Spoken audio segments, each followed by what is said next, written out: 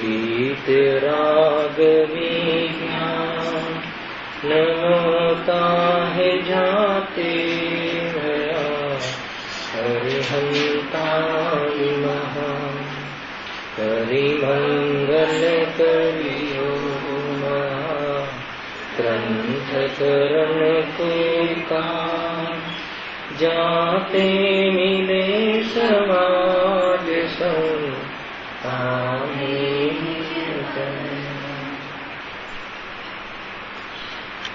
आज श्री मोक्ष मार्ग प्रकाशक ग्रंथ से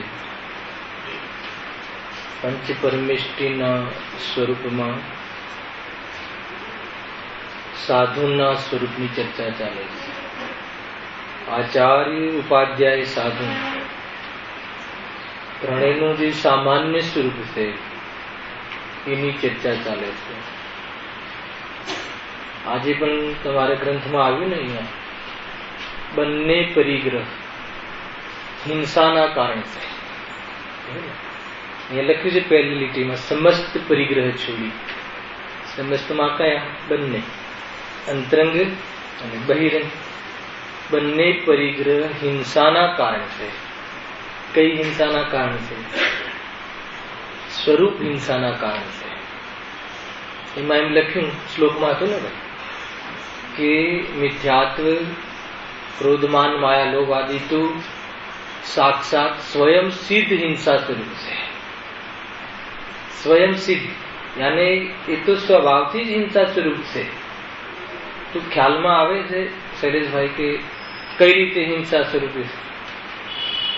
હે ને, ક્રોધમાન માયા લોભ તો સ્વયં સિદ્ધ હિંસા સ્વરૂપ જ છે. વાત એ જ છે, તે પણ ચારિત્ર અધિકાર છે. અહીંયા પણ ચારિત્રના સમ્રાટની ચર્ચા છે. મુનિરાજ ચારિત્રના સમ્રાટ છે, હે ને. એકેન્દ્રિય જીવને પણ દુઃખ ન થાય એવી જાતિની, જેને બાહ્યમાં પ્રવૃત્તિ નહીં અને સ્વરૂપમાં નિરંતર રમ્યા રાખે એવી જે પદ્ધતિ છે એમના મુનિરાજ સ્વરૂપને સાધે અને સાધુ કહે છે. તો ત્યાં જે કસાયો કહી ક્રોધમાન માયા લોભ આદિ એ સ્વયં સિદ્ધ એને સ્વભાવથી જ સ્વયં સિદ્ધ હિંસા સ્વરૂપ છે. તો એનું શું કારણ? કઈ હિંસા? કઈ જીવના મરવાની હિંસાની વાત થોડી છે. ત્યાં તો સ્વયંના જીવના મરવાની વાત છે. જે જીવને જે શાસ્ત્ર ગુરુ પ્રત્યેનો પણ રાગ વ્યક્ત હોય એટલા વ્યક્ત રાગમાં શું ચુકાય છે? શુદ્ધોપયોગ. તો શુદ્ધોપયોગની હાનિ થઈ, હિંસા થઈ. સ્વરૂપમાં ન રહ્યો કોણ? ઉપયોગ.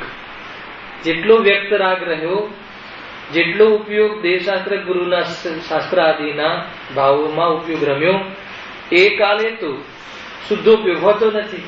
તો શુદ્ધોપયોગની હિંસા થઈ. એ રીતે જેટલી વ્યક્ત રાગ કસાયો છે, હે ને, આચાર્ય દેવને પોતાના શિષ્યને પ્રાયશ્ચિત આપવાનો ભાવ આવ્યો. એ કયો ભાવ છે? હે ને, તો પ્રાયશ્ચિત આપવામાં કદાચિત કોઈ કઠોર વચન કહેવા પડ્યા તો એક પ્રકારથી દ્વેષ પદ્ધતિ છે. યદ્યપિ ધર્માનુરાગની અભિપ્રાય એ પરિણામ છે, છતાં ક્રોધ છે. માની લો કે એક માતા પોતાના બાળકને સુધારવાના અભિપ્રાય ક્રોધ કરે છે. બે વાત થઈ ને, અભિપ્રાય સુધારવાનો છે અને ક્રોધ પણ કરે છે, ગુસ્સો કરે છે. તો ગુસ્સાનો દોષ ગુસ્સારૂપ અને સુધારવાના અભિપ્રાય રૂપ બંને પ્રમાણે એના ફળ અલગ અલગ છે. એ રીતે મુનિરાજને જે ભાવ આવ્યો એટલો સમય ઉપયોગ ક્યાં રહ્યો? બહાર રહ્યો. તો એ સ્વરૂપ હિંસા છે. અને બહારના જે પરિગ્રહ છે, જે બહારના વસ્ત્ર પાત્ર આદિ છે, એ હિંસા છે. એ કઈ રીતે? હે ને, એ પણ હિંસા સિદ્ધ કરીને આજના પ્રવચનમાં પરિગ્રહ છે, પાપ છે, પ્રદ્રવ્ય છે, હિંસાના જનક છે. એમાં હિંસા એટલે શું? મહત્વ પરિણામ. એના પ્રવચન સારમાં એક ગાથા છે નીતિનભાઈ, કે જેમ પ્રમાદ પરિણતિ ન હોય, પરિણામમાં પ્રમાદ ન હોય અને શોધનરૂપ જેની જીવનચર્યા હોય, કદાચિત એ જીવના નિમિત્તથી કોઈ જીવ મરી જાય તો પણ હિંસાનો દોષ લાગતો નથી. મુનિરાજ ઈર્યા સમિતિ પૂર્વક ચાલતા હોય, સમજજો, અને ઈર્યા સમિતિ પૂર્વક જે જમીનને શોધન કરીને જે ચાલવાનો ભાવ છે, કદાચિત જીવની પ્રાણછેદ થઈ જાય તો પણ હિંસાનો દોષ લાગતો નથી. અને કોઈ જીવ શોધન વગર ગમે એમ જોઈને ચાલતું હોય, એક પણ જીવ ન મરે તો પ્રમાદના કારણે હિંસાનો દોષ લાગે છે. તો ત્યાં તો જીવ ન મરે, જીવ મરે અર્થાત ન મરે તો પણ હિંસા આદિનું જે સ્વરૂપ છે કહ્યું. પરંતુ પરિગ્રહમાં એમ નથી. પર પદાર્થમાં કોઈ એમ કહે કે વસ્ત્ર છે અને રાગ નથી, એમ ન બને. ત્યાં તો જીવ ન મરે પણ પરિણામમાં પ્રમાદ ન હોય તો દોષ લાગતો નથી. પણ કોઈ એમ કહે કે મારે વસ્ત્ર છે અને પરિણામમાં રાગ નથી, તો એમ ન બને. ખ્યાલ આવે કે નહીં? ગાથાઓ છે સ્પેશિયલ પ્રવચન સારમાં કે સંયોગમાં વસ્ત્રનો ધાગો રાખે, કોઈ પદાર્થ રાખે અને કહે કે મને રાગ નથી, તો એમ ન બને. એવું તો બને કે બહારમાં કોઈ વસ્ત્રાદિ ન હોય અને રાગ હોય, પણ એવું ક્યારેય ન બને કે સંયોગમાં વસ્ત્ર પાત્ર આદિ હોય અને રાગ ન હોય. એટલે બહારના સંયોગો રાખવા પાછળ એનું જે મમત્વ પરિણામ છે, એટલે મમત્વ હોવાના કારણે સ્વરૂપમાં રહેતો નથી, એટલે એ હિંસા થઈ. એક બીજું કે જે જીવને પદાર્થ પર મમત્વ હોય તો એમાં જેટલી આસક્તિ હોય, જેટલી આસક્તિ વધારે હોય, તો ત્યાં તીવ્ર કસાયોમાં એ શાનાથી બનેલી છે, એ કેવી છે, ભક્ષ છે કે અભક્ષ છે, એવી જાતિનું પરિણામ જોવાનું આવતું નથી. એટલે પ્રમાદ બહુ રહે છે. એટલા માટે એને હિંસાનો દોષ લાગે છે. ખ્યાલમાં આવે કે નહીં? જેને બહુ તીવ્ર કસાય હોય, લોલુપતા હોય, પદાર્થ થોડી શોધન કરે, અને એ પ્રકારે એ બહારના એક તો આસક્તિ થઈ અને પ્રમાદ રહ્યો, તો એ પ્રમાણે હિંસામાં રહે છે. એ જીવને આત્માના સ્વરૂપમાં જવાથી ફુરસદ હોતી નથી. બહારમાં જેટલા પ્રકારના ભાર રાખે છે, અર્થાત તો એટલા પ્રકારના વિકલ્પ રાખે છે કે અંદરમાં જવાનું પુરુષાર્થ ઉપજતો નથી. એટલે મૂળ હિંસા તો કઈ થઈ? સ્વરૂપ હિંસા. અહીંયા એટલી વાતે આ પરિગ્રહ શબ્દ જોયો અને તમારે પ્રવચન આવ્યું ને આપણે, એટલે વિકલ્પ આવ્યો. તો એ પ્રકારે અહીંયા ચર્ચા થઈ. અહીંયા સ્વરૂપમાં મૂળ તો કહે છે કે જે અંતરંગ પરિણતિમાં ત્રણ ચોકડી કસાયના અભાવ, ત્રણ ચોકડી કહી હતી ને, મિથ્યાત્વ અને ત્રણ ચોકડી કસાયના અભાવ પૂર્વકની વિતરાગતા. હે, મિથ્યાત્વ એટલે દેહ હું છું, અર્થાત તો સુરાગથી મને ધર્મ થાય એવી જાતિની માન્યતા જેની મટી ગઈ છે. સ્વ અને પરનો વિભાગ યથાર્થ ખ્યાલમાં આવે છે. શુદ્ધાત્મા સિવાય પર્યાયમાં આવતો મન કસાય ભાવ, પર્યાયમાં આવતી પૂર્ણતા શુદ્ધાત્માથી જુદી છે. શુદ્ધાત્મા ત્રિકાલી છે ને પર્યાય ક્ષણિક છે. એવું સ્વરૂપ જેને ખ્યાલ આવે છે, પર્યાયના આશ્રયમાં ઉપયોગ રહેતો નથી. એવા ધર્માત્માઓને બહારના પદાર્થો પ્રત્યે આસક્તિ રહેતી નથી, પરિણામ રહેતા નથી. સમજો અહીંયા શું કહે છે કે એક તો મિથ્યાત્વનો અભાવ થયો, અનંત સંસારનું કારણ એવી પદાર્થોની રુચિનો અભાવ થયો, અનંતાનુબંધી ચોકડી ગઈ. એકદેશ ત્યાગ, એને જે એકદેશ ત્યાગ માત્ર, દરેક પાપોનો ત્યાગ નતો થતો એવી જાતિની અપ્રત્યાખ્યાન વર્ણનીય કસાય પણ ત્યાં નથી. સર્વ પાપોના ત્યાગરૂપ પ્રત્યાખ્યાન, જે સર્વ ત્યાગ થવાનો સંભવતો નતો એવી જાતિની કસાયનો ત્યાગ થયો. એ પ્રકારે ત્રણ સ્ટેજના જે કસાય અને મિથ્યાત્વનો જેને અભાવ છે, શાના આધાર ઉપર? સ્વરૂપના આધાર ઉપર. સ્વરૂપ શુદ્ધ છે, સ્વરૂપમાં કસાય નથી. લાગણીના અને બહારના શુભ અશુભ કસાયોનો સ્વભાવમાં પ્રવેશ નથી. એવો નિર્ણય, એવી પ્રતીતિ, એવો અહેસાસ, એવું અનુભવન, એના દ્વારા જેને કસાયનો અભાવ થયો છે, એવા મહામુનિરાજનું અંતરંગ વેશ, અંતરંગ પરિવેશ, લિંગ, અંતરંગ ચિહ્ન, નિષ્કસાય સ્વભાવ છે. ત્રણ ચોકડી કસાયના ભાવ પૂર્વક એને ભાવભાષણ થવું જોઈએ ભાઈ. આ કસાયનો જે અભાવ છે એ જે પરિણતિ બનેલી છે, નિરંતર પરિણતિ બનેલી છે. જ્યારે આહારના કાળમાં આવે, જ્યારે વિહારના કાળમાં હોય, જ્યારે નિહારની પ્રવૃત્તિમાં હોય, જ્યારે પ્રવચન કહેવાના ભાવમાં હોય, એ વખતે પણ આ પરિણતિ જેની ચાલુ રહે છે, એ પરિણતિ અને જ્યારે એવા જાતિના રાગનો ઉપયોગ છૂટી અને શુદ્ધોપયોગમાં વર્તે છે, વ્યક્ત રાગ જ નથી હોતો એવી જાતિની જે શુદ્ધોપયોગ, એ મુનિરાજનું ભાવલિંગ છે, એ મુનિરાજનું અંતરંગ લિંગ છે. ખ્યાલમાં આવ્યું ને? આવું જે ભાવલિંગ છે, આવા ભાવલિંગ સહિત જેનું અંતરંગ પરિણામ, જે આત્માનું જીવન છે, એની બાહ્ય પ્રવૃત્તિ કેવી હોય છે? એ બહિરંગ વહેવેશ છે, એને દ્રવ્યલિંગ કહે છે. હે ને, જેને આવું લિંગ હોય એ અંતરંગ લિંગ, એ ભાવલિંગ, એવા મુનિરાજ ભાવલિંગી. અને આવું જે ભાવલિંગ છે, આવું જે ભાવ પરિણમિત થઈ ગયું છે, આત્માનો વિતરાગ ભાવ પ્રગટ થઈ ગયું છે, એવા જીવને બહારમાં એટલે સંયોગમાં અને શુભ પરિણામ બે, સંયોગમાં અને શુભ પરિણામ, સંયોગમાં માત્ર લગ્ન દેહ, પીછી કમંડલ, એકાદ શાસ્ત્ર, એ સિવાય અન્ય નિમિત્ત પણ ઘટતું નથી, અન્ય પદાર્થોનું નિમિત્ત પણ હોતું નથી. અને એના લક્ષરૂપ શુભ ભાવ એ જે એના સીમિત કાળમાં, અંતર્મુરત કાળથી વધારે નહીં એવો જે પહેરવેશ છે એને બહારનું દ્રવ્યલિંગ કહે છે. ખ્યાલમાં આવ્યો કે નહીં? સમજજો ભાઈ, ફરીથી ના આવે ખ્યાલ કરીશું કે મજા આવી? મને એમ કે તમને ખ્યાલ ના આવે. અંતરંગમાં જેવો ભાવ જેને આવો પ્રગટ છે એનું બહિરંગ જીવન, બહિરંગ એટલે ઉપયોગ જયારે બહારમાં આવે ત્યારે જીવ માત્ર ને હાનિ ન પહોંચે, જે પોતાને ચાલવાનો ભાવ આવે એમને જે રાગ આવે છે એવો સીમિત હોય. ચાલવાનો ભાવ પણ ક્યાં સુધી આવે? યાત્રા પ્રવાસ, યોગ્ય કાલમાં, બધું બરાબર સમજો. યોગ્ય કાલમાં ચોમાસામાં ચડી જાય પર્વત એમ ના આવે, એટલી તીવ્ર કસાય ના હોય. ભગવાનને ભજવાની બી એટલી તીવ્ર કસાય ના હોય, પાપ થઈ જાય. ખ્યાલમાં આવ્યો કે નહીં? કેટલું બેલેન્સ હોય છે, સીમિત, હે ને. ભોજનમાં પણ સીમિત, એટલે શું આપણે સમિતિઓમાં એમને જે રાગ જેટલી એમની ભૂમિકામાં આવી શકે એમાં સીમિત રાગમાં જે વર્તે છે, આટલી વિતરાગતા સહિત હોય જીવનું બહારનું આટલું પવિત્ર જીવન હોય છે, એવા શુભ ક્રિયાઓ, શુભ ભાવ. અને એ શુભ ભાવ જેના લક્ષ્ય, દેવશાસ્ત્ર ગુરુનું લક્ષ્ય ભક્તિના ભાવ, એટલી શુભ ક્રિયાઓ, એ સિવાય અલગ જાતિનું કે એ સિવાય વધારે કે એ સિવાય કોઈ બીજી પ્રકારનો સંસારીઓને રાગ હોય છે એવી જાતિનો રાગ મુનિરાજનો વેશ નથી. આ બહારનો વેશ. ખ્યાલમાં આવે કે નહીં? દોરા ધાગાનો વેશ મુનિરાજનો નથી, હે ને. નાળિયેર આપે કે તમારું ઘર બરાબર થઈ જશે, મુનિનો વેશ નથી. કેટલો રાગ આવે તો એટલું સમજાવે કે તું શુદ્ધાત્મા છે, અને મુનિ જીવન જીવવા જેવું છે, વિતરાગ બનવા જેવું છે. એ સિવાય દુકાન સારી ચાલે એ માટે કોઈ મંત્ર આપે કે ધાગો આપે એવી જાતિનું બહારનું વેશ. શુભ ક્રિયા પણ કેટલી સીમિત. અશુભની તો સત્તા જ નથી. અશુભ ભાવ સંસારીઓને પાંચ પાપની પ્રવૃત્તિ હોય છે, એ તો એમને ભાવ નથી, પરિણામ નથી, સત્તા જ નથી.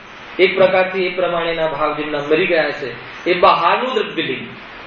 એને તો આવા ભાવલિંગ સહિત દ્રવ્યલિંગ અને ભાવલિંગ એક મુનિના એક સમયમાં બે વેશ છે. અંતરંગનો વેશ એવો છે વિતરાગતા, અને બહારનું જેટલું જીવન રહે છે એ આટલો વેશ છે. છઠ્ઠા સાતમા ગુણસ્થાન વર્તી મુનિરાજ નમો લોહી સર્વ સાહુણમમાં આવે છે. એ સિવાય પણ જે શ્રેણીઓના મુનિરાજ છે એ બધા પણ નમો લોહી સર્વ સાહુણમમાં આવે છે. એ સિવાય કોઈ બીજા મુનિ ને ત્યાં નમસ્કારની વાત હોતી નથી. સમજજો, આ થઈ આપણે બહારની દ્રષ્ટિથી ચરણાની યોગના માધ્યમથી મુનિરાજનો વેશ. શું થયું? આ ચરણાની યોગના માધ્યમથી. આ સિવાય કોઈ બીજી પ્રકારનો વસ્ત્ર પાત્ર સહિતનો કોઈ પણ જાતનું મુનિ જીવન હોતું નથી. રાગ પણ નહીં, બહારમાં નિમિત્ત પણ નહીં. રાગના અભાવમાં નિમિત્તનો અભાવ. રાગ રહે અને બહારમાં નિમિત્ત હોય, એ તો મુનિ જીવન છે જ નહીં. બહારમાં નિમિત્તપણું પણ ન હોય અને રાગ રહ્યા કરે એ પણ મુનિ જીવન નથી. બહારમાં લગ્ન દિગંબર અવસ્થા હોય અને અંદરમાં રાગની વાસના હોય તો કહે છે કે મુનિ પણ નથી. આ તો બંનેનો સુમેલ છે. કોણ એવા છે? તો કે જે એવા છે એ આપણા મુનિરાજ છે.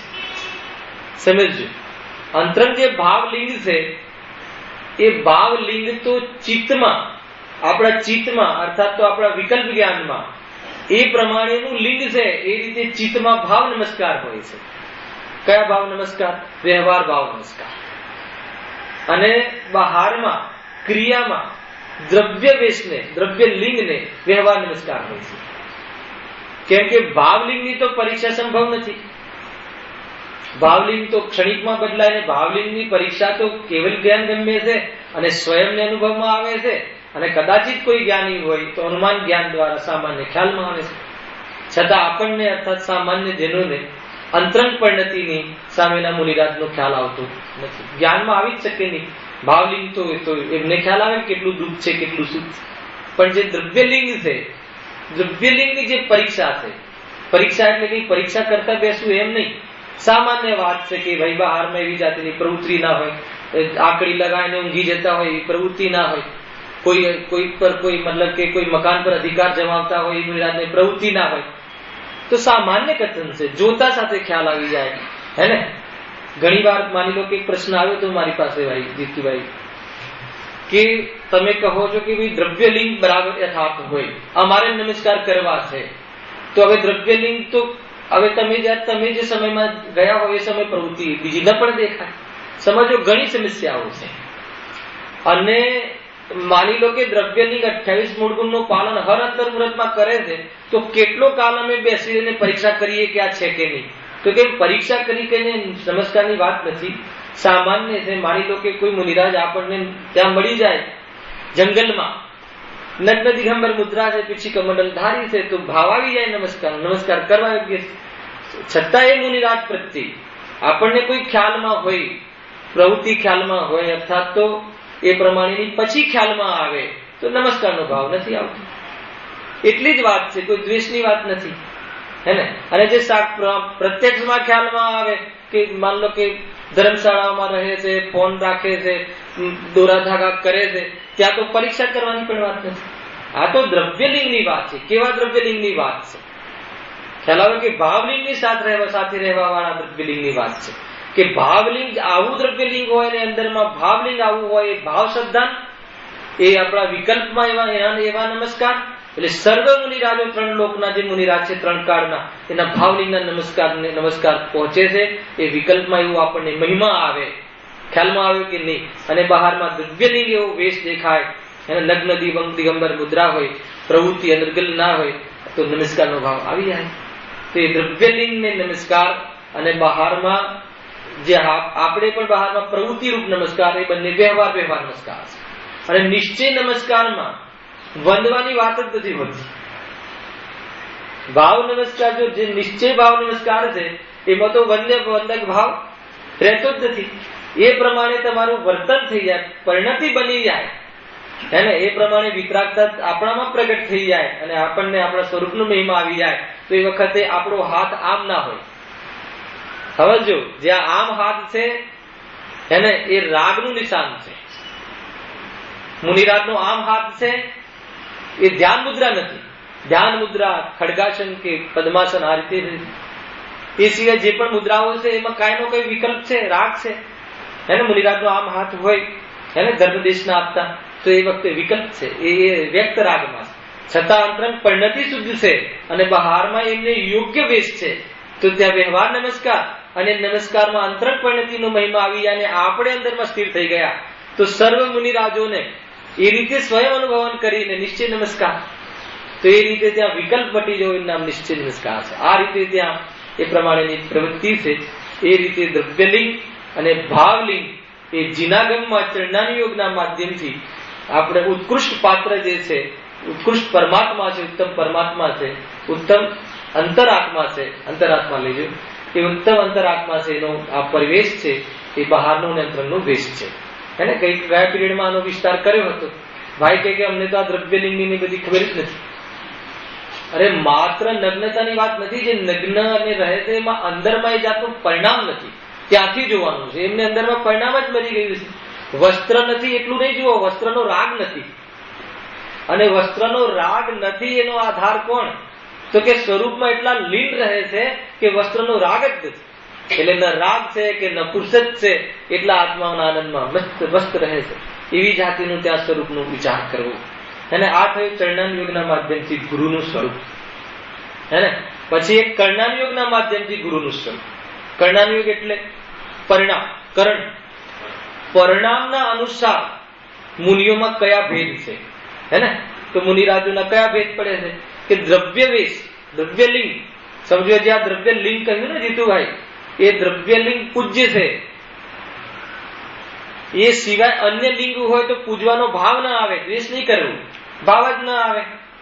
એને મારા તમારા જેવા વસ્ત્ર આદિ રહી સહિત હોય અને બહારમાં પ્રવૃત્તિ ખાવા પીવાની, દોડવાની, ભાગવાની, કમાવાની દેખાતી હોય, ભલે સાહિત્ય સંકીર્તિ પૂજ્યત્વના કાળમાં ઘણું બધું આવશે, પણ અહીંયા તો એક જે 5 પરમિષ્ટિમાં જે અષ્ટ દ્રવ્યથી જે પૂજવાની પદ્ધતિ છે, જે આગમમાં જે વિધિ બતાવી છે એ તો એક પ્રકારથી આ જ છે. નગ્ન દિગંબર મુદ્રા હોય હે ને એવા પંચ પરમેષ્ઠી આપણા ગુરુ છે, એકમાત્ર એ આપણા ગુરુ છે, ત્યાં પૂજ્યત્વનો વ્યવહાર ત્યાં યોગ્ય છે. હે ને હવે આગળ કે જે કર્ણાનુયોગના માધ્યમથી, એટલે કરણ એટલે પરિણામ, પરિણામના માધ્યમથી શું ફરક પડે છે? હવે છઠ્ઠા સાતમા ગુણસ્થાન વાળા મુનિરાજ છે. દ્રવ્યલિંગ જે છે દ્રવ્ય વેશ છે. દ્રવ્ય વેશ કોને કહ્યું? સંકેત શુભ ક્રિયા અને શુભ ભાવ. સમજો શુભ ભાવ એટલે શું કે જે 28 ગુણના પાલન આદિનો વિકલ્પ ક્યારે કરવો ના પડે, જ્યારે બહારનો આવે શુદ્ધાદિનો ભાવ આવે તો એમની એટલી એક પ્રકારથી રાગ નથી એવી જાતિની પ્રવૃત્તિ હોય બહારમાં, અને વિકલ્પ બી એટલો ક્ષણિક હોય અને હર સમયે ક્ષણે ક્ષણે જ્યારે પહેલા ક્ષણમાં જે કસાયની શક્તિ હોય એમની, જે રાગ આવ્યો હોય એના હર ક્ષણે ક્ષણે કસાય ઘટતી જાય છે. એમ પામીને અંતર્મુહૂર્તમાં અંદર જાય છે.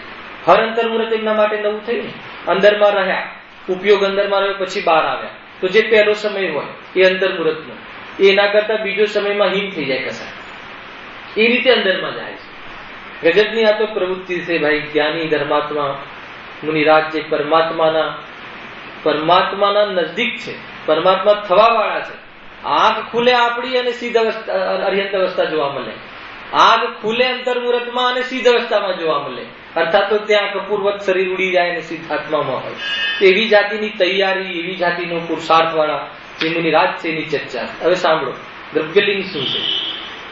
તો એ જે દ્રવ્યલિંગ છે, હવે એ દ્રવ્યલિંગ બહારનો વેશ છે, ભાવલિંગ અંદરનો વેશ છે. દ્રવ્યલિંગ ક્ષણે ક્ષણે બદલાય નહીં. ભાવલિંગ તો બદલાઈ શકે છે, ક્ષણમાં બદલાઈ જ જાય એમ વાત નથી, બદલાઈ શકે છે. કોઈ કસાય વિશેષ થઈ ગઈ અને કોઈ દેવશાસ્ત્ર ગુરુ પ્રત્યે બી કસાય વિશેષ થઈ ગઈ. એટલો સીમિત ભાવ છે જીતુભાઈ કે નવાઈ લાગે કે એમને ભણાવવાનો ભાવ આવે પણ ભણાવવાનો ભાવમાં ભાવ વધી જાય તો કહે છે કે કસાય વધી ગઈ, તો કહે છે મુનિ અવસ્થા. એ લિંગ ન રહી, ભાવલિંગ ન રહી. એને હમણાં આપણે ગાડીમાં વાત થઈ ને કે માની લો કે ધ્યાનમાં બેસવાની પ્રવૃત્તિના પહેલા બેસે ત્યારે પથ્થર અહીંયા ખૂંચે, પથ્થર ખૂંચે તો પથ્થર ખૂંચે એમ જ્ઞાન થયું એ પ્રમાણ એમના માટે, તો એટલો તો એમની ભૂમિકાનું પરિણામ આવે. પરંતુ એ જ્ઞાનથી નિવૃત્ત થઈ, એને એ પથ્થરના જ્ઞાનથી નિવૃત્ત થઈ ઉપયોગમાં જતા રહે, પણ કદાચિત એ પથ્થર ખસેડી લો એવો ભાવ આવી જાય તો એ રાગ એમની ભૂમિકાથી વધી ગયો, તો એ મુનિ અવસ્થા લિંગ ન રહી. ખ્યાલમાં આવ્યો કે નહીં? એ તો ઘણી ચર્ચાઓ આવશે. તમને એમ લાગે કે કેમ? આમ તો કે રાગ નથી ને, ખૂંચે છે એનું જ્ઞાન તો થયું ને, અહીંયા પથ્થર વાગે જ્ઞાન તો થયું, પણ એના પ્રત્યે વિશેષ કસાય નથી. શરીર પર દેહ બુદ્ધિ ને દેહ પર વ્યવસાય નથી કસાયનો, તો ઉપયોગ ક્યાં ગયો? સ્થિર થયો, વિકલ્પ મટી ગયો, તો એ શુદ્ધ ઉપયોગમાં રહ્યા. પણ કદાચિત કોઈ મુનિરાજને ત્યાં એ ખૂંચે છે, વાગે છે, એ હટાવું એવો ભાવ આવી ગયો, તે ભૂમિકા અનુસારનો રાગ પણ ન રહે. ખ્યાલમાં આવે છે? તો એ શું થયું? ભાવલિંગ ન રહી અને બહારમાં વેશ એનો એ રહ્યો. તો તરત કઈ કપડા પહેરી લે એમ નથી, ફેર પ્રયાસ કરે, ફેર પુરુષાર્થ કરે, ફેર સાધવામાં આવવાનો પુરુષાર્થ કરે. આવું અનેકો વાર બની શકે છે, હે ને? તો એ ભાવલિંગ તો ક્ષણમાં બદલાય અને એટલું બદલાઈ જાય, કસાય એવી ઉત્પન્ન થઈ જાય, પ્રત્યાખ્યાનાવરણે કર્મ કસાયનો ઉદય આવી જાય અને જે સર્વ ત્યાગ ન થઈ શકે એવી જાતિની કસાય વધી જાય, પરિણામ વધી જાય, ભાવ વધી, મતલબ કે એ કસાય વધી જાય, જિમ્મેદારી વધી જાય, તો હર અંદર મુહૂર્તમાં અંદર જાય એવી જાતિની તૈયારી ન રહી અને પાંચમા ગુણસ્થાનમાં આવી ગયા. માની લો હે ને, પાંચમા ગુણસ્થાનમાં આવી ગયા તો શ્રાવકની જેમ કઈ વસ્ત્ર પહેર્યા હોય એવું નથી, તો એ પરિણામમાં નીચે આવી ગયા. કરણ હે ને, કર્ણાની કહે છે જો પરિણામ મુનિરાજને નીચે આવી ગયું તો એ દ્રવ્યલિંગી મુનિરાજ, પાંચમા ગુણસ્થાન પરથી દ્રવ્યલિંગી મુનિરાજ કહેવામાં આવે છે. તો દ્રવ્યલિંગી હવે શબ્દ આવ્યો, સમજજો. દ્રવ્યલિંગ તો બધા મુનિરાજને છે, ચતુર્ગુણસ્થાન પરથી હોય, મિથ્યા દ્રષ્ટિ બી હોય દ્રવ્યલિંગી. દ્રવ્યલિંગીનો અર્થ ભ્રષ્ટ નથી, હે ને? આપણે દ્રવ્યલિંગીમાં શું સમજીએ? દ્રવ્યલિંગી એટલે કે સ્વરૂપથી ભ્રષ્ટ, મતલબ એ બહારમાં ભ્રષ્ટ. બહારમાં દ્રવ્યલિંગ તો બહારનો વેશ છે અને દ્રવ્યલિંગ તો અર્યંત પરમાત્માને પણ હોય છે. દ્રવ્યલિંગ તો 12મા ગુણસ્થાન વર્તી પૂર્ણ દશા જે છે સુખની એને પણ હોય છે. બહારનો વેશ તો એવો જ હોય છે, ત્યાં પરિણામ રૂપ નથી હોતું, પણ બહારનો જે નગ્નતા આદિ તો હોય છે ને. માન લો કે શ્રેણીઓમાં 7માના પછી બીજા ભાગ પછી પરિણામમાં ન હોય, હે ને? 10મા સુધી તો અબુદ્ધિપૂર્વકમાં હોય અને 11મા 12માં તો અબુદ્ધિપૂર્વક પણ ના હોય. પૂર્ણતા આવી જાય છે ને ત્યાં તો રાગ જ નથી. છતાં બહારનો જે દ્રવ્ય વેશ છે એ તો નગ્ન દિગંબર મુદ્રા છે, હે ને? જેમ કે માની લો કે કોઈ મુનિરાજ છે, અંતર્મુહૂર્તમાં ભરત ચક્રવર્તી જે છે એને અંતર્મુહૂર્તમાં ભરત મુનિરાજને અર્યંત દશા અને સિદ્ધ દશા આવી ગઈ. સમજજો, આ એક લોજિક છે, ન્યાય છે. તો અંતર્મુહૂર્ત પેલા શું હતા? અવૃત્તિ સમ્યક દૃષ્ટિ હતા એને ગ્રહ દશામાં. અને પછી અંતર્મુહૂર્તમાં મુનિ દશા, અર્યંત દશા અને સિદ્ધ દશા, 3 ક્રમ ના તૂટે. એમાં મુનિ દશામાં પણ 7મું અને પછી 6મું આવ્યા વગર રહે નહીં. પકડજો નીતિનભાઈ ન્યાય શું કહેવું છે. માની લો કે કોઈ પણ જીવનો પુરુષાર્થ ભલે અંતર્મુહૂર્તનો હોય તો પણ 7મું આવીને સીધું શ્રેણી માંડે એમ ન હોય. અંતર્મુહૂર્તમાં 7મા પછી અનિવાર્ય રૂપથી 6માં આવે છે. સમજજો. તો હવે અંતર્મુહૂર્તમાં પ્રવૃત્તિ તો દેખાતી નથી. અંતર્મુહૂર્તમાં આમ ને બધું તો અંદરમાં થાય ને પરિણામોમાં. તો એ શુદ્ધોપયોગ થયો, 3 ચોકડી તોડી વિતરાગતા પ્રગટ થઈ ગઈ, એકલી જાતિનો શુદ્ધોપયોગના કાળમાં આનંદ આવી ગયો. અને પછી એકાદ અંતર્મુહૂર્તના અંતર્ગત જ 6ઠું વિકલ્પમાં આવી જાય છે. એ વિકલ્પમાં આવી જાય છે. એટલે આ હાર લેવા જવું એમ નહીં, ઉપયોગથી છૂટે પછી ત્યાં જે પણ વિકલ્પ હોય. તો એ જે વિકલ્પમાં આવી ગયા એ એક ચોકડી કસાયના સદભાવ વાળો વિકલ્પ છે. અને પછી જે 7મામાં જાય ને પછી પાછા ફરે જ નહીં, અને શ્રેણી માંડીને ક્યાં જો બહારમાં કોઈ વ્રત પ્રવૃત્તિ રૂપ ના દેખાયા. પરિણામ રૂપ તો હોય છે, પણ પરિણામ રૂપમાં પણ શુભ પ્રવૃત્તિ એટલો વિકાસ ન થયો, ત્યાં એટલો વિસ્તાર ન થયો. પણ અંદરમાં ચાલ્યા ગયા તો બહારમાં એવી જાતિના તપના અવસર જ ના આવ્યા. અને સીધી અરહંત અવસ્થા, પછી સિદ્ધ અવસ્થા, એ આ લોકમાં જ ના રહ્યા. એટલે આ મધ્ય લોકમાં ના રહ્યા, સીધા ઉજ્જવ લોકમાં ત્યાં અગ્રભાગમાં બિરાજમાન થઈ ગયા. કેવી જાતિનું પરિણામ છે આ તો. એ રીતે અહીંયા જે કોઈ મુનિરાજ 6ઠા 7મા ગુણસ્થાન વાળા છે, દ્રવ્ય રેશ બહારનું એનો એ રહે. અને પરિણામોમાં આગળ નીચે આવી જાય છે તો અહીંયા સુધી આવી જાય. એનાથી નીચે આવે 2 ચોકડી, મતલબ 2 ચોકડી પાછી આવી જાય, 1 ચોકડીનો જ અભાવ રહે. અને સમ્યક દર્શન રહે તો ચતુર્ગુણસ્થાન વર્તી પરિણામ થઈ ગયા. અને કદાચિત સમ્યક દર્શનનો પણ ઘાત થઈ જાય તો મિથ્યાત્વ આવી જાય. ક્ષણભરમાં મિથ્યાત્વ આવીને ફરી સીધું 7માનો પુરુષાર્થ કરે તો પરિણામોમાં આમ નીચે આવે તો કર્ણાનુયોગમાં જ્ઞાન સર્વજ્ઞએ જોયું કે એ વખતે એ દ્રવ્યલિંગી મુનિ, મિથ્યાત્વ સહિત દ્રવ્યલિંગી પ્રથમ ગુણસ્થાન વર્તી મુનિરાજ છે. ખ્યાલમાં આવ્યું કે નહીં? પણ ભાવલિંગમાં આ રીતે ચડવત થઈ શકે છે, થાય જ એમ નહીં, સંભવ છે. તો એ જે દ્રવ્યલિંગી છે, એ દ્રવ્યલિંગી મુનિરાજ જે છે મિથ્યાત્વ સહિત છે, એ દ્રવ્યલિંગ છે, જે એ વેશ છે એ તો જિનાગમનો છે. એનું નામ કોઈ ભ્રષ્ટ થઈ ગયો વેશ એમ નથી. જે કહે છે કે 9મી ગ્રહવેગમાં જે આવ્યો, તો 9મી ગ્રહવેગને જે પ્રાપ્તિ થાય એમાં કયું નિમિત્ત બને છે? દ્રવ્યલિંગ. અંદરમાં ભાવલિંગ હોય જ નહીં, મિથ્યાત્વ હોય. એના દ્રવ્ય જે કહે છે કે ભાઈ એવા ઘણા મુનિ છે પંચમ કાલમાં કે જે નિગોદમાં જશે. એમ કહે છે ને શાસ્ત્રમાં, આટલા કરોડ તો મોક્ષ જશે, અને આટલા કરોડ તો આ ગુણસ્થાનમાં રહેશે, અને આટલા કરોડ તો અહીંયા આ જશે. પંચમકાલમાં મોક્ષ જશે એમ નહીં, 6ઠા 7મામાં રહેશે. અને આટલા મુનિ રાજો તો શું થશે? નિગોદમાં જશે. તો નિગોદમાં જે જશે એ દ્રવ્યલિંગીની વાત નથી. તે દ્રવ્યલિંગી વર્તમાનમાં જે દ્રવ્યલિંગપણું જે છે ને, આ દ્રવ્યલિંગપણું જે છે ને એ વાસ્તવમાં હર દ્રવ્યલિંગી મુનિ માની લો કે એ 9મી ગ્રહવેગમાં જાય એમ હોતું નથી. જાય તો 9મી ગ્રહવેગ સુધી પણ જઈ શકે. 9મી ગ્રહવેગ તો ખબર છે ને, 16 સ્વર્ગ, પછી 5 કયા પેલા 9 અનુદિશ ને એના પછી 9 ગ્રહવેગ. એવી જાતિનું સ્વર્ગ દેવગતિનું આ જે સ્થાન છે કે ત્યાં વિશેષ વિશુદ્ધિ થઈ હોય એવા જીવો ત્યાં જાય છે. એને સ્વર્ગમાં પણ ઊંચી જાતિનું સ્થાન છે આ. તો એ ત્યાં કોણ જાય છે? દ્રવ્યલિંગી મુનિ ત્યાં 9મી ગ્રહવેગ સુધી જાય છે. એનો અર્થ એ થઈ ગયો કે 9મી ગ્રહવેગ જવા વાળાનો વેશ પણ કેટલો શુદ્ધ હોય છે ત્યારે તે 9મી ગ્રહવેગ જાય છે. એને 11 અંગનું જ્ઞાન, 11 અંગ 9 પૂર્વનું જ્ઞાન, મનમાં છલ નહીં, સમજાવે પણ છલ નહીં, પોતાને એ પ્રમાણેનો ભાવ, હું મુનિ છું એટલું મિથ્યાત્વ પડ્યું છે, ગાયકનો અનુભવ નથી, છતાં પણ મનમાં છલ ના હોય, લૌકિક પ્રયોજનની તો વાત જ નથી. આ દ્રવ્યલિંગની ચર્ચા છે.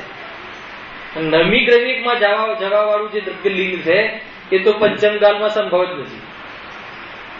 ભાવલિંગ સાથે દ્રવ્યલિંગ હોય, સર્વાત સિદ્ધિમાં જાય, પરંતુ નવમી દ્રવ્યમાં જાય એવું એકલું દ્રવ્યલિંગ હે ને ચતુર્થ કાલમાં હોય છે મુખ્ય રૂપથી. એટલે વર્તમાનમાં જે દ્રવ્યલિંગ કહેવામાં આવે, દ્રવ્યલિંગી કહેવામાં આવે, એનો અર્થ ભ્રષ્ટ મુનિ એમ નથી. સમજ્યો? જે લિંગ જેનું ભ્રષ્ટ છે એની તો અહીંયા વાત જ નથી. દ્રવ્યલિંગી એ તો મુનિરાજનું સ્વરૂપ છે. ભાવલિંગી, દ્રવ્યલિંગી એક જ મુનિ છે. પરિણામોની અર્થી કોઈ મુનિરાજ નીચે આવી જાય, નીચે પડી જાય, તો પણ એનો દ્રવ્યલિંગ જે છે બહારમાં યથાવત જ હોય છે. એ બહારનો વેશ છે, ફરીથી પુરુષાર્થ કરીને આગળ વધે છે. એ રીતે આ જે મુનિ જીવન છે એના બે વેશની ચર્ચા થઈ. બે વેશમાં એક બહિરંગ વેશ. બહિરંગ વેશ જે છે એનાથી કોઈ અંતરંગ વેશ વધતો હોય એમ નથી. એને ગુરુદેવને આ વાત આવ્યા વગર રહે નહીં. બહિરંગ વેશ તો આ જ છે. 28 મૂળ ગુણની શુભ ક્રિયા, પાલનની ક્રિયા, એને એક એવી જાતિની કસાયની મંદતા કે કોઈ સર્પ નાખે તો પણ શું કહે? તારું અવિનાશી કલ્યાણ હો. અને કોઈ સર્પ ઉઠાવે શરીરથી તો પણ કોઈ જાતનો રાગ નહીં, પેલા પર દ્વેષ નહીં. એવી જાતિની અંતરંગ પરિણતિ અને બહિરંગ પરિણતિ, એવું જે મુનિનું જીવન છે એ વાસ્તવમાં આપણા સાધન છે.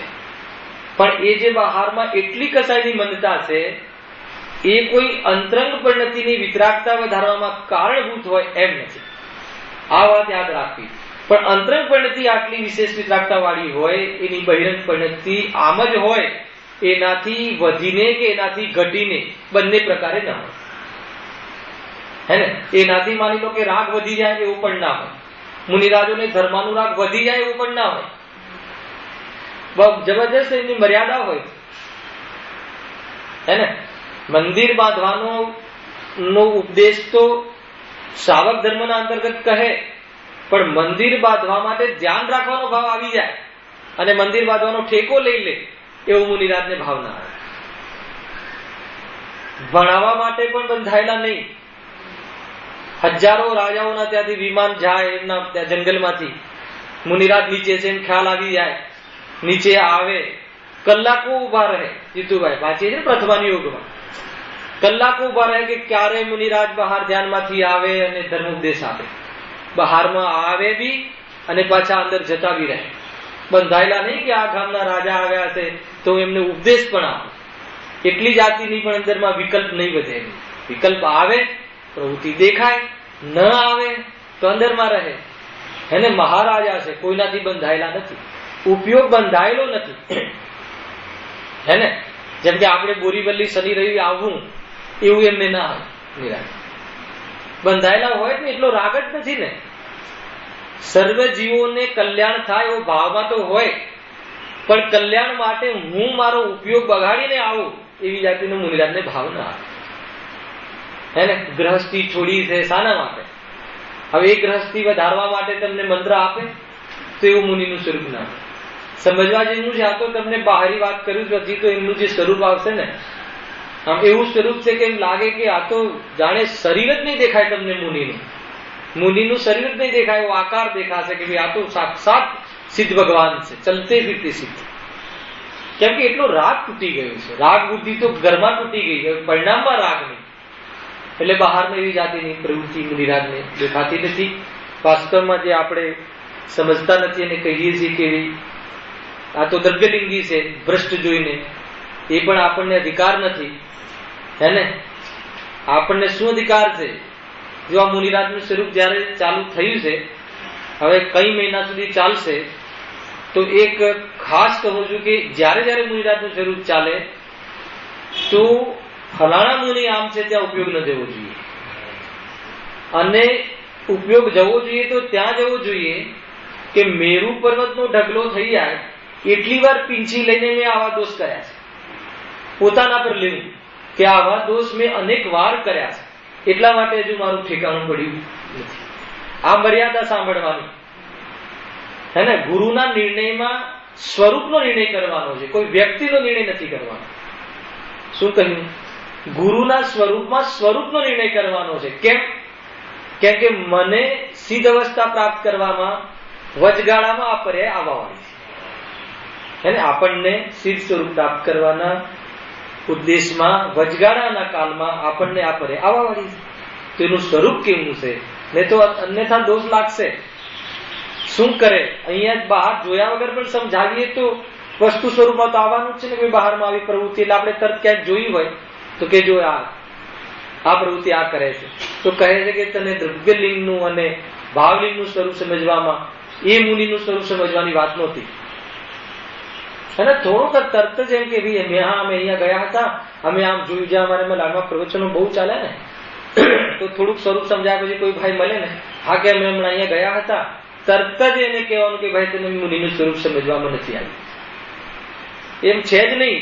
ત્યાં ગયા હતા એમ નહીં, આપણે આવા બહુ વખત હતા. સમજવાનું એટલું જ છે, નિર્ણય પોતાનો કરવાનો છે. અને બહારમાં જે ખ્યાલ આવે છે ત્યાં આપણને એ પ્રકારનો વ્યવહારનો ભાવ નથી આવતો. બસ એટલે સુધી અનુમોદનનો સંભવ નથી. અનુમોદના કોણ કરે? જ્યાં સ્વરૂપની વાત ના હોય ત્યાં. બસ એટલો માત્ર. ત્યાં દ્વેષની વાત નથી. છતાં અંતરંગ પરિણતિમાં ખ્યાલ હોય કે ભૂલેલું ભગવાન છે, આ જીવના પરિણામ એવા છે, પણ ફરે તો સ્વરૂપ એવું નથી. સ્વરૂપમાં જશે તો ક્ષણમાં એ ભાવલિંગ લઈને ઉભો થશે. બસ ઉજ્જવલ પક્ષ જોવો, ઊંચી ભાવના ભાવવી, આત્માના સ્વરૂપમાં રમવાનો પુરુષાર્થ કરો. આ વસ્તુનો ખાસ ખ્યાલ રાખવો. કેમ કે બહુ ચર્ચાઓ આવશે. ક્યાંય આપણો ઉપયોગ બીજે ત્રીજે ન જવું જોઈએ કે અહીં આમ હતા, તે આમ હતા. અરે એ જીવને અત્યારે એવી જાતિનું પરિણામ અને ઉદય છે, ભગવાન બનવાને લાયક છે. આપણે તો જોવાનું ત્યાંથી છે. એનાથી વિશેષ આપણે એ પણ જોવામાં શું, જોવામાં આવી જાય તો ઉપયોગમાં આ રીતે રહેવું. હે ને? કોઈ પરીક્ષા કરવા જવું, કોઈની પરીક્ષા કરવી, એ આપણે અહીંયા આપણને ગુરુદેવે ક્યારેય શીખવ્યું નથી. હે ને? જબરજસ્ત બેલેન્સ છે. ગુરુદેવે જે વિતરાગી મુદ્રા અને જે નિરાતના સ્વરૂપમાં ક્યારે પણ કોઈ વ્યક્તિને લઈને વાત કરી નથી. જોઈ લેજો, ઉઠાવીને જોજો શાસ્ત્ર. કદાચિત કોઈ પર્યાયનું જ્ઞાન કરાવે, કદાચિત, તો તુરંત શું કહે? અરે એ જીવ પણ ફરીને સમયભરમાં ભાવલિંગ લેશે. ભૂલેલો ભગવાન છે, ત્યાંથી જોવે છે. ભગવાન છે એને એટલા મુનિના સ્વરૂપને ચર્ચા જે મહિનો ચાલશે, ઘણા મહિના ચાલશે, તો તમે અન્ય જગ્યાની આવું સ્વરૂપ છે. જ્યારે મારું સ્વરૂપની પ્રાપ્તિ મને થશે તો મને પણ આવી જાતિની સ્વરૂપ મારું હશે. બસ ભાવના ભાવવાની છે. આપણે કોઈ જગ્યાએ કઈ નિર્ણય નથી કરવાના બહારમાં. નીતિનભાઈ, આ ખાસ ખ્યાલ રાખો. જો એ રીતે દ્રવ્યલિંગ અને ભાવલિંગના પહેરવેશની ચર્ચા થઈ. જે દ્રવ્યલિંગ છે વાસ્તવમાં એનું નામ ભ્રષ્ટ મુનિ નથી. દ્રવ્યલિંગ જેને નથી એ લિંગ ભ્રષ્ટ, એને નટ શ્રમણ કહ્યું. હે ને? આચાર્ય કુંદે શું કહ્યું? નટ શ્રમણ. નટ એટલે શું? નાટક. શ્રમણનો જે નાટક કરે એ પ્રમાણે તો કહે છે કે એને દોષ લાગે છે. ત્યાં દ્રવ્યલિંગને પણ જે કહ્યું ને, નિંદા કરીને, એ તો મિથ્યાત્વ સહિત દ્રવ્યલિંગની વાત કરી ગયા. એકલા દ્રવ્યલિંગને જ પોષે, એને જ પોતાનું સાધુપણું માને, તો સંઘમાં આચાર્યદેવ કહે છે મુનિને કે હે મુનિ, એ દ્રવ્યલિંગ ભાવલિંગ વગર તારા દ્રવ્યલિંગની શોભા નથી. એટલે તું ભાવલિંગનો પુરુષાર્થ કર. એટલા માટે ત્યાં નિંદા કોઈ ક્યારેક પ્રવચનોમાં શાસ્ત્રોમાં આવે છે, કુંકુનાચાર્ય દેવના શાસ્ત્રમાં, તો ત્યાં એ રીતે આવે છે. અને એ માર્ગ નથી. દ્રવ્યલિંગી ભાવલિંગી સંત એક જ હોય છે. ભાવલિંગ તૂટી જાય તો દ્રવ્યલિંગ બન્યું રહે છે. એ સમજાવવા માટે સમજાવ્યું હતું. પણ માત્ર એ દ્રવ્યલિંગને જ કોઈ આવેશમાં આવીને ગ્રહણ કરી લે અને એના દ્વારા પોતાનું કલ્યાણ માને, કસાયની મનતા દ્વારા, તો આવીને આજે પ્રવચન સારમાં કે કાયા અને કસાયની એકતા બુદ્ધિ છે. એમાં જેને મીઠાશ લાગે એને આત્મા રૂચતો નથી, એનો નિષેધ છે. અને જેને આત્મા રૂચે એને બહારમાં આમાં પ્રયાસ કરવો પડતો નથી. આજ સુધી કોઈ મુનિએ પોતાના હાથે વસ્ત્ર ઉતાર્યા હોય એમ છે જ નહીં. અંદરમાં રાગ ઉતરી જાય ને બહારમાં વસ્ત્ર ઉતરી જાય. બંને કાલ પ્રત્યાસતીમાં જ્ઞાતા દ્રષ્ટા છે મુનિરાજ. ખ્યાલ આવે કે નહીં? એ સમાન એક સમકાલમાં પરિસ્થિતિઓ થતી જોવા મળે છે.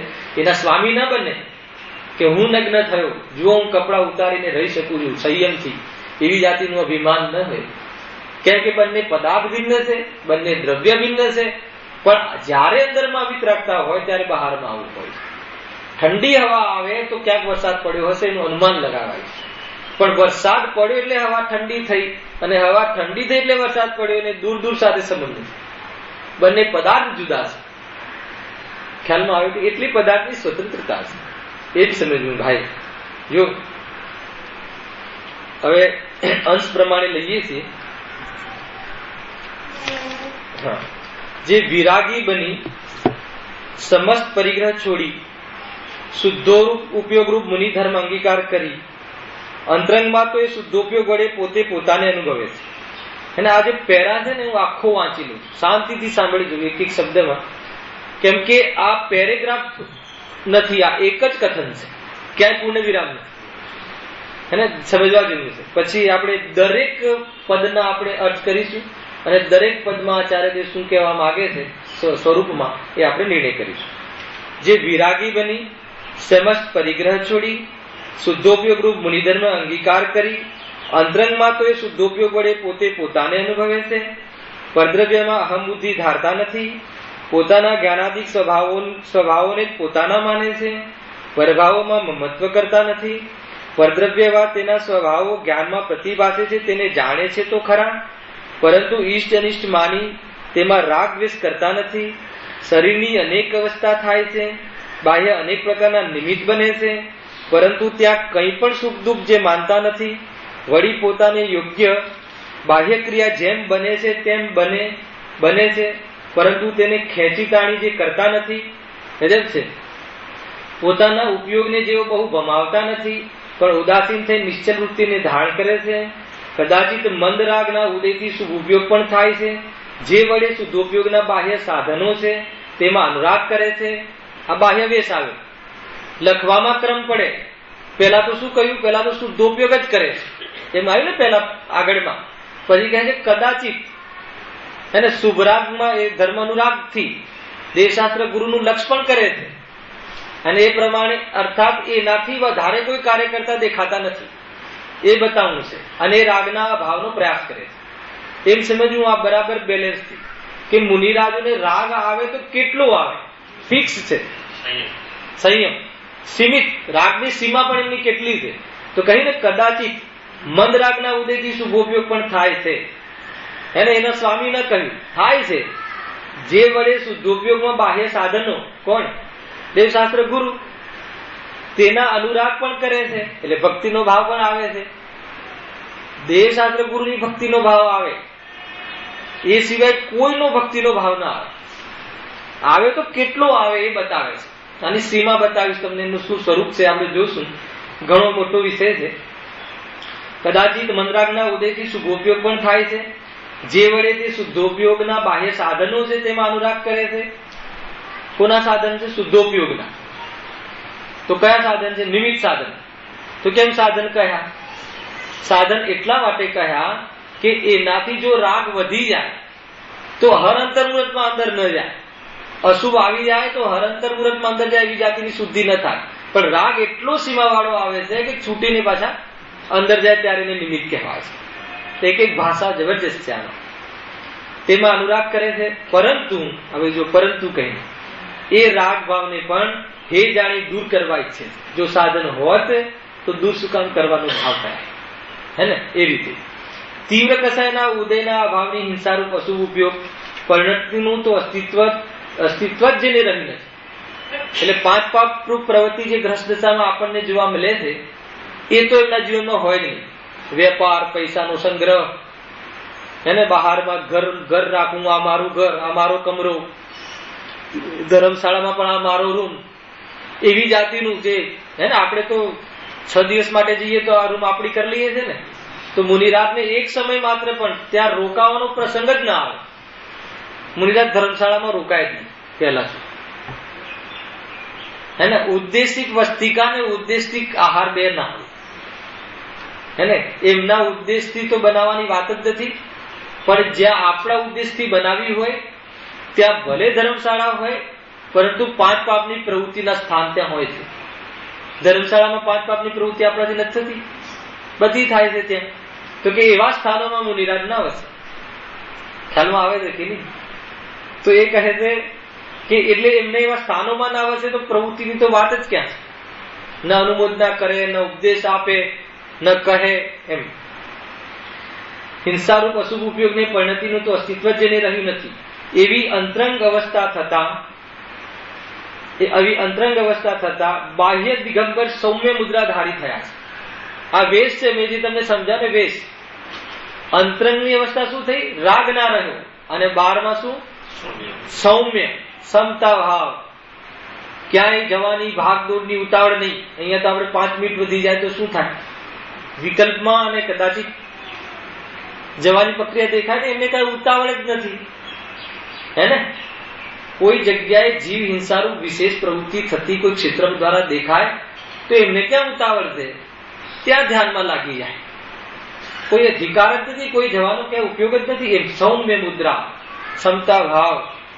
આગળ આવશે ને કે કઈ અનેક જાતિની પરિસ્થિતિ એની સાથે થાય છે, શરીરની અનેક અવસ્થાઓ થાય છે, બહારના જીવો દ્વારા પણ અનેક પ્રકારની બહારમાં સંયોગમાં ઈષ્ટ અનિષ્ટની રૂપ અનુકૂળતા પ્રતિકૂળતાઓ પણ મળે છે, હે ને? બહારમાં પરિસર આદિ આવશે, હે ને?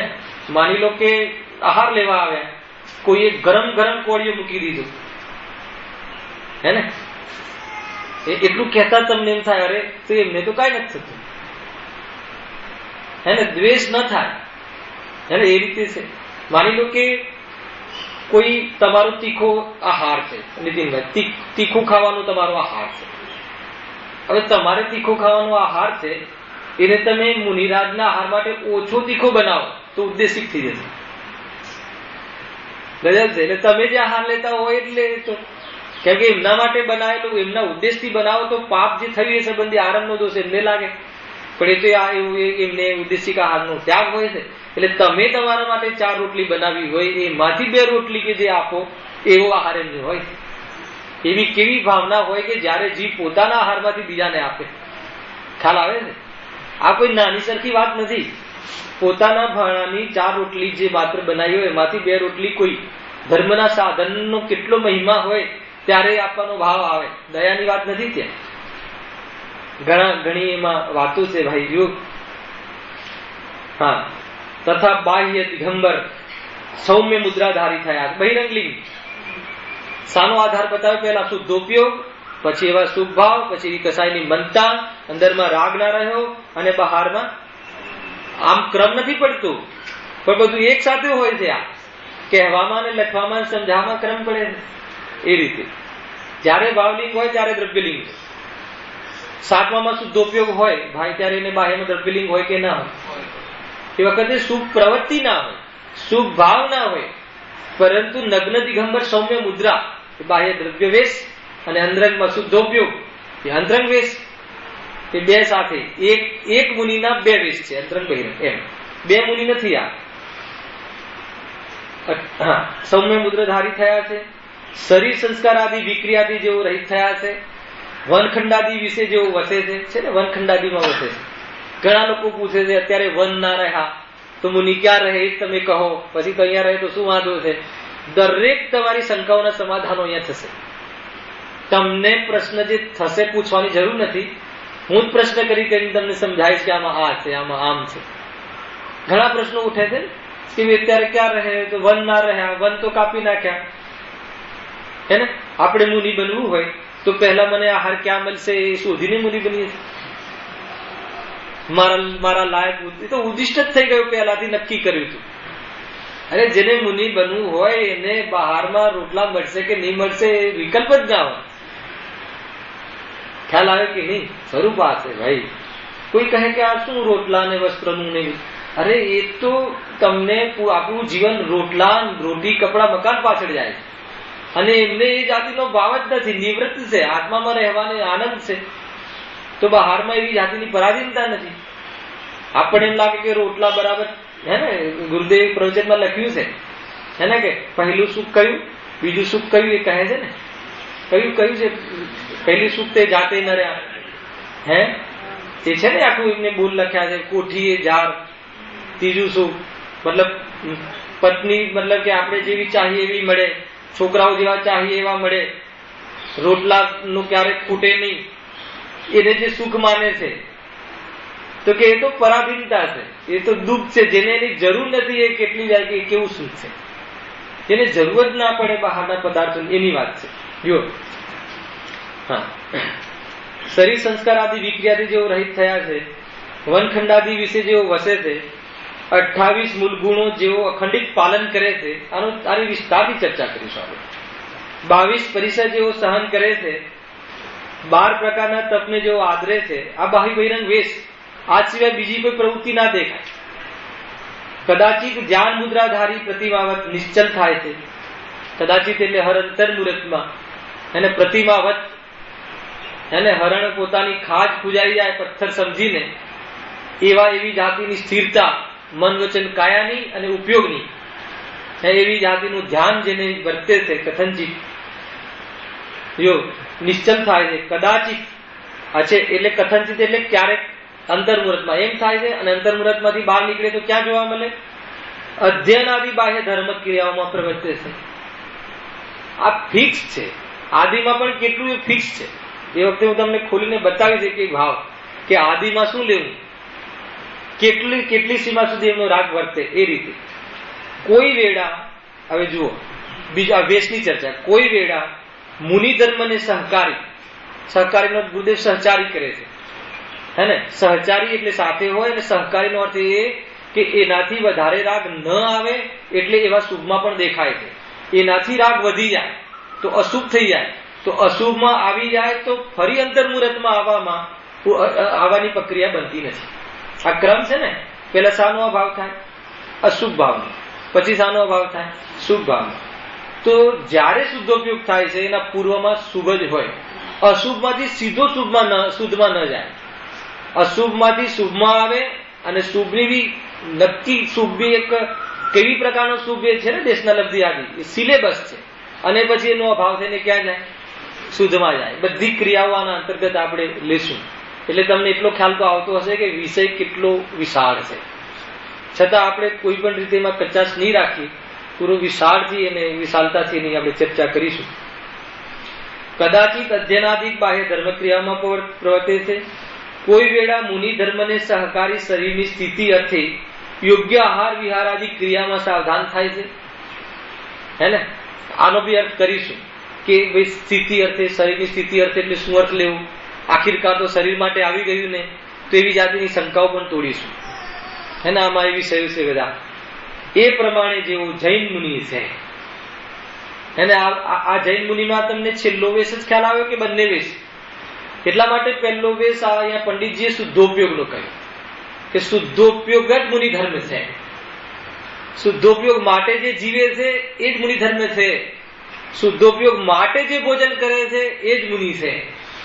હવે જે શુદ્ધોપયોગ માટે જે ભોજન કરતા હોય એ ભોજન કેવું હોય? નીરસ હોય, ક્ષણિક હોય, ભાવ ક્ષણિક હોય. એ ભોજનનો ભાવ ક્ષણિક હોય. તો એવી જાતિની જે એષ્ટા સમિતિ આદિનો વિસ્તારથી એનું બેલેન્સ રીતે ચર્ચા આપણે આગળ આવશે. એ પ્રમાણે જેઓ જૈન મુનિ છે તે સર્વની એવી અવસ્થા હોય છે, એવી જાતિની ચર્ચા મુનિ સ્વરૂપમાં છે, એની વિસ્તારથી ચર્ચા કરીશું. આ સેશનનું આપણે આજે અંતિમ પ્રવચન છે. તમારે કોઈ જાહેરાત ન કરવી પડે, હું જ કરી દઉં છું કે હવે કાલે પ્રવચન નથી. અહીંયા મોક્ષમાર્ગ પ્રકાશકનું ગુરુદેવનું તો છે, અને જૂનના પહેલા વીકમાં જે શનિવાર આવતો હશે ત્યારથી આપણે ચાલુ કરીશું. એ પ્રમાણે અહીંયા આપણે સમજ્યું. અને આવતીકાલે તો ગુરુદેવની જન્મજયંતિ છે, હે ને? કાલે છે ને જન્મજયંતિ છે. વાસ્તવમાં જે આ ભાવમાં જેમનો જન્મ થયો એ આપણને એ બતાવી ગયા કે આત્મા જન્મતો જ નથી. સ્વયં મિથ્યાત્વ સહિત ભલે અહીંયા જન્મ થયો હોવા છતાં પણ ભાવનો અભાવ જેમને કર્યો. હવે જે 2, 4, 5 ભાવ રહ્યા એ આત્મામાં નથી, એવો નિર્ણયપૂર્વક આત્માનું જ વેદન કરી રહ્યા છે. અને જેમને ભાવનો અભાવ કરવારૂપ નિરંતર ઉપદેશ આપ્યો, વાસ્તવમાં તો એ અનંત તીર્થંકરોનો અનંત ઉપકાર છે કે જેને આ વાત સ્વયં અનુભવી અને કહી દિવ્ય ધની દ્વારા. અને એટલો જ અનંત ઉપકાર તો વાસ્તવમાં ગુરુદેવનો પણ છે કે એમને એ તીર્થંકર અરિહંત ભગવાનનું સ્વરૂપ બતાવ્યું, ભગવાન મહાવીરનો પણ પરિચય કરાવ્યો, અને ભગવાન મહાવીર કઈ રીતે બનાય એ આશ્રયભૂત શુદ્ધાત્માનો પણ પરિચય કરાવ્યો. અસીમ ઉપકાર છે. એ ઉપકાર તો બોલાય નહીં. આત્મા જન્મતો નથી, આત્મા મરતો નથી, એવી જાતિનો ઉપદેશ વાસ્તવમાં ગુરુદેવે આપ્યો. એટલે જન્મ જયંતિ એ રીતે આ મરણના ભાવ અને રાગ ભાવ પર વિજય પ્રાપ્ત કરીને મનાવવા જેવી છે. ખ્યાલ આવ્યો કે નહીં? ક્યારેક એવો પણ અવસર આવશે કે સાથે મનાવીશું, હે ને? અને કાલે ચૈતન્ય ધામ આદિ, સોનગઢ આદિ દરેક જગ્યાએ એનો વિશેષ અવસર બી ઉજવવામાં આવનાર છે. ઘણા ભાઈઓ ત્યાં પહોંચી પણ ગયા છે. વાસ્તવમાં પંચમ કાલમાં શું કહું, ખરેખર તો અમે લોકો તો મૂળ દિગંબર સંપ્રદાયથી છીએ, છતાં ભગવાન મહાવીરના મતલબ કે શાસનમાં જન્મ થયો, એ કુળમાં જન્મ થયો એક પ્રકારથી, કે જન્મથી જ આપણને ભગવાન મહાવીરનું નામ શીખવવામાં આવ્યું, છતાં ભગવાન મહાવીરનો પરિચય નહોતો. ગુરુદેવના પરિચય પછી, એમના માધ્યમથી તત્વનો પરિચય થયા પછી આપણને સાચા દેહશાસ્ત્ર ગુરુનો નીતિનભાઈ ખ્યાલમાં આવ્યો. એને પહેલા શું હતું, પર્યુષણમાં જોરથી પૂજાઓ ભણવી, આવી જવું ને કઈ ખ્યાલ જ નતો કે સાચા દેહશાસ્ત્ર ગુરુનું સ્વરૂપ ખબર જ નથી. એ ગુરુદેવના માધ્યમથી આપણને ખ્યાલ આવ્યો. એટલે એમનો જન્મ એમના માટે તો સાર્થક હશે જ છે જ, પરંતુ એમનો જન્મ આપણા જેવા અનેક ભવ્ય જીવો માટે પણ સાર્થકતામાં નિમિત્ત બને છે. એટલે એમને શું કથનોથી યાદ કરે, એક એક કથન બોલતાની સાથે ભાવમાં વસેલા છે, એમને વચનમાં શું કહેવું. એ પ્રમાણે વાસ્તવમાં એમની જન્મ જયંતિ ઉજવવાનો અવસર આવતીકાલે છે. અહીંયા એમના પ્રવચનના માધ્યમથી એ અવસરને આપ ઉજવશો, અને બાકી જે જીવો જ્યાં છે ત્યાં ઉજવશે જ, એ પ્રમાણે ભાવના ભાવીએ છીએ. અને કાલે પ્રવચનના મોક્ષમાર્ગ પ્રકાશક પર આપણી ચર્ચા નથી. જૂનના પહેલા વીકમાં જે પણ કોઈ શનિવાર આવતો હશે જૂનથી, એ ત્યાં તો આપણી ચર્ચા પાછી ચાલુ કરીશું. અહીંયાથી જ લેશું. કોઈ વિષય આગળ ચાલી ગયો નથી, સામાન્ય ચર્ચાઓ થઈ છે. અને વિષયનો પ્રવેશ, જે આજે પદ વાંચ્યા, એક એક પદની આપણે વ્યાખ્યા કરીશું અને એ પ્રમાણે આપણે સ્વાધ્યાય કરીશું.